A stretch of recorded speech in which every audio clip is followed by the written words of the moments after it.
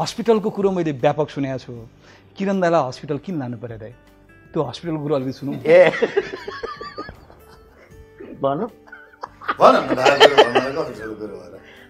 त्यो हस्पिटल त्यस्तो बेला नि मन नरिसायो कहाँ नरिसाउनु अनि त्यहाँबाट हामी यो शिखर साँझ भन्ने प्रोग्राम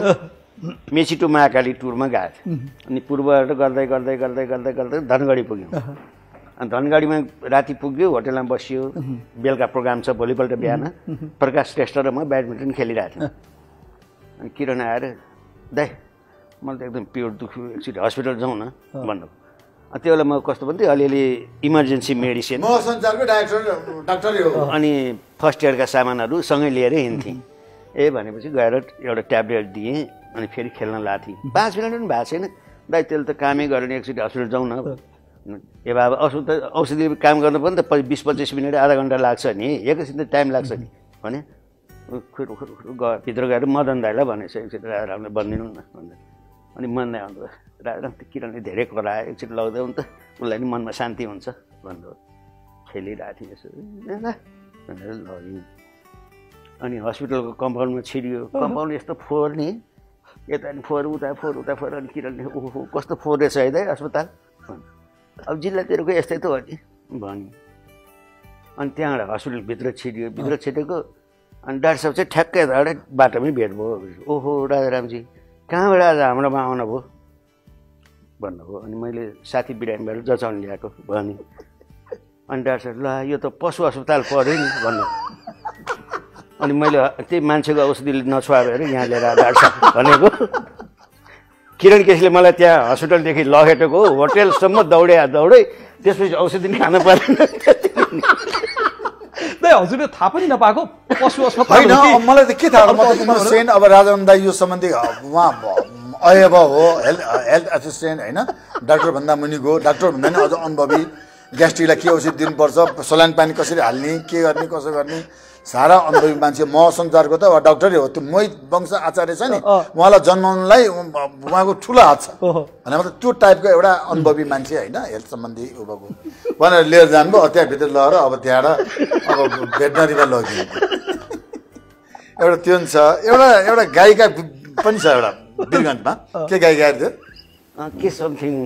एकजना गायिकालाई त्यस्तै गरेर उहाँलाई त्यो त्यो त्यो त्यो त्यो पिरियड हुने बेला एकदम औडा दुख्दो रहेछ अब अनि एक किरण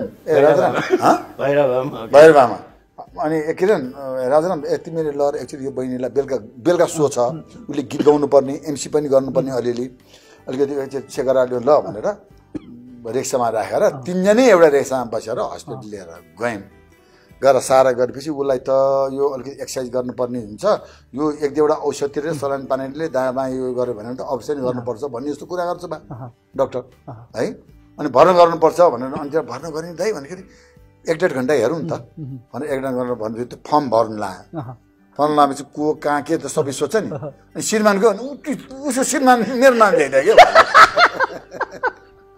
क्या यो यति धेरै उटपटाङ काम गर्दाखेरि मजा आउँछ हजुरलाई उहाँ यस्तोमा इन्जोय गर्नु कि यो नगरिकन बस्नै नसक्ने हो हजुर सक्दै म त असाध्यै छुक्छु कि यो घरमा पनि के अन्त साथीभाइलाई बच्चा देख्ने हुन्न बच्चालाई उहाँले तथा अब ए टु जेड के सिकाउनु हुन्छ के सिकाउनु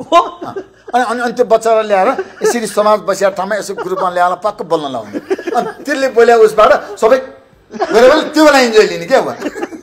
यो जुन रमाइलो छ नि बाहिर त रमाइलो ठिक छ घरमा भाउजूसँग पनि यस्तो रमाइलो छोरा घरमा त अब होइन सधैँ सँगै बस्ने मान्छेसँग चाहिँ त्यति मजा हुँदैन अब कोही यस्तो बाहिर टुरमा जाँदा नयाँ अनुहार भेट्दा यो बेला बेग्लै रमाइलो हुन्छ सुटिङको बेलामा होइन त्यो घरको मेरो आनी बानी सबै थाहा छ अब दुश्मन भन्ने टेली सिरियल हाम्रो विराटनगर झोराहाटमा सुटिङ भएको थियो उहाँहरूमा सैँसे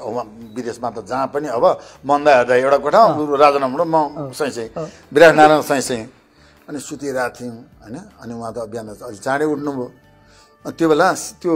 स्टिलको ग्लासमा चिया ल्याउँथेँ क्या स्टिलको ग्लासमा चिया कति पोल्ला त म सुतिरहेको बेला त्यस्तोमा काना पोलिदिने सिधै अब एकैचोटि यो टाइपको क्या त्यो भयो अब झोराहाटमा गर्मी स्यान्डो लाएर भात खाने अब रोल पनि हाम्रो त्यस्तै खालको थियो होइन भात ल्यायो भात पनि कस्तो भन्यो फर्सीमा झोला हाले अब सिद्धेन काठमाडौँबाट पैसा पठाइदियो भने खसी काट्ने पैसा आएन भने त फर्सीमा लौकामा झोला फर्सीमा झोला ल्याए त कमै सुनिन्छ नि होइन भात खाने भात पनि कसरी मुच्ने भने यहाँ यसो यहाँबाट पिचिचिचि साउन्ड टाइपको यसो चट्ट खाएर आइसकेपछि चट्ट आएपछि हामी किरणजी सिधै छैन खाएछु दाइमा कुर्नी आउनुहोस् न भनेर यहाँदेखि त्यो जुटा त्यस्तो माथि यहाँ त्यो चापाकला यसरी गरेर यहाँदेखि चुट्नु पर्ने